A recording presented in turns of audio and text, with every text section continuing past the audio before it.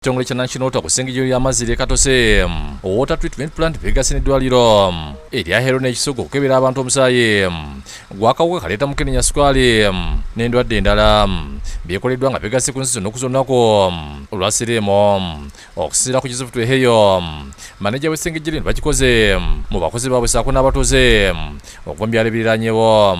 Ate nga bw'omanyi eno Katosi kitundu kya mwalo ebitundu nga bino bitanye okubeeramu obulwadde kawuka ka mukenenya kati fe abakozi baffe ababeera eno tubakubiriza nnyo okulaba nti beekuuma. Agambye nti basomesezza abantu ku bulwadde bwa mukenenya ng'abo abasangiddwa n'obulwadde bababuzeebuze n'okubalaga engeri gye balina okutandika okumira eddagala. Era nkubulire nti ekibadde wano olwaleero tuwulira nti kibadde kinene nnyo okuyambako ku bakozi baffe naera ne community yaffe eno. Abamu ku bakyala abakulu abakoleddwa kubategeezeza nti nabo wadde bakulu babakebedde obulwadde bwa mukenenya. Ekitiibwa kya Katonda kubanga obulwadde bwajja dda si bwakajja buzze ng'emyaka gyaffe gikyali ki kaakati Mukama n'abanga atukumye bw'atyo.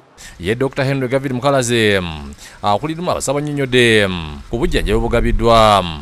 Tubasomesezza ku ki kye balina okukola singa basangiddwa n'akawuka kano ate ne tuzzaamu amaanyi abo abakalina okuba nti bava ku ddagala. Fatuma Nalubega ne Henry Nsuga bakusakidde eggulu eno lwa Akaleeta TV.